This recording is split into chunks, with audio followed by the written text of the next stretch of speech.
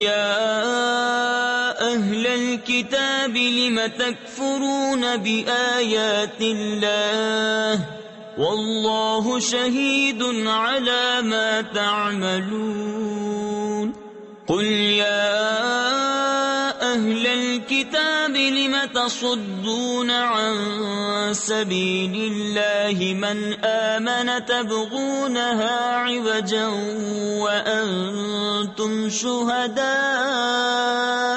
وما الله بغافل عما تعملون۔ تم فرماؤ اے کتابیوں، اللہ کی آیتیں کیوں نہیں مانتے اور تمہارے کام اللہ کے سامنے ہیں۔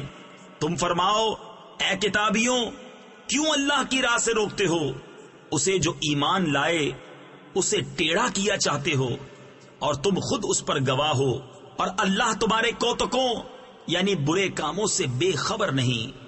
یا ایھا الذین آمنوا ان تطیعوا فریقا من الذین اوتوا الکتاب یردوکم بعد ایمانکم کافرین وَكَيْفَ تَكْفُرُونَ وَأَنْتُمْ تُتْلَى عَلَيْكُمْ آيَاتُ اللَّهِ وَفِيكُمْ رَسُولُهُ وَمَنْ يَعْتَصِمْ بِاللَّهِ فَقَدْ هُدِيَ إِلَى صِرَاطٍ مُسْتَقِيمٍ يَا أَيُّهَا الَّذِينَ آمَنُوا اتقوا الله حق تقاته ولا تموتن إلا وأنتم مسلمون واعتصموا بحبل الله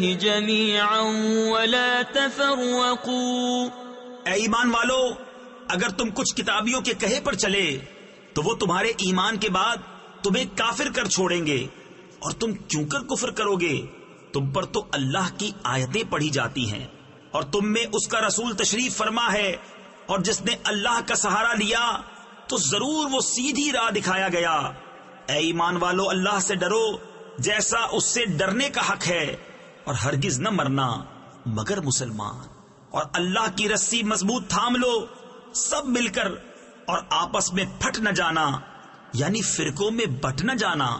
تفسیر خزائن العرفان میں ہے، اس آیت میں ان افعال و حرکات کی ممانعت کی گئی جو مسلمانوں کے درمیان تفرق کا سبب ہو۔ طریقہ مسلمین مذہب اہل سنت ہے، اس کے سوا کوئی راہ اختیار کرنا دین میں تفریق اور ممنوع ہے۔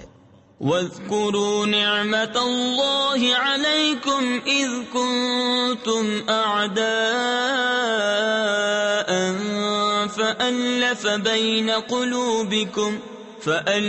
بين قلوبكم فأصبحتم بنعمته إخوانا وكنتم على شفا حفرة من النار فأنقذكم منها كذلك يبين الله لكم آياته لعلكم تهتدون۔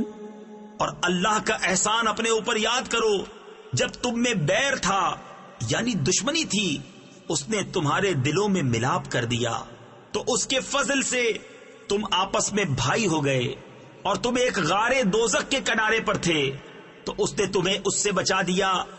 اللہ تم سے یوں ہی اپنی آیتیں بیان فرماتا ہے کہ کہیں تم ہدایت پاؤ۔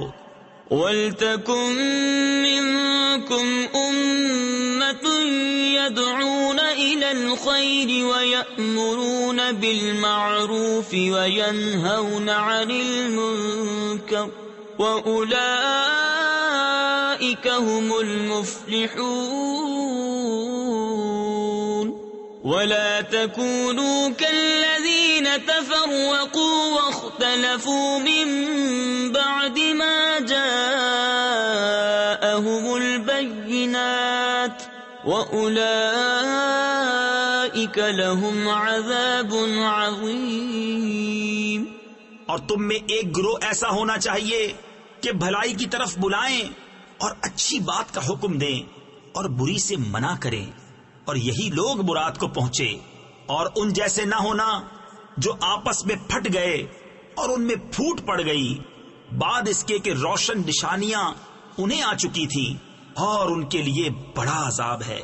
یوم تبیض وجوہ وتسود وجوہ فأما الذین اسودت وجوہہم اکفرتم بعد ایمانکم فذوقوا العذاب بما کنتم تکفرون وَأَمَّا الَّذِينَ ابْيَضَّتْ وُجُوهُهُمْ فَفِي رَحْمَةِ اللَّهِ هُمْ فِيهَا خَالِدُونَ۔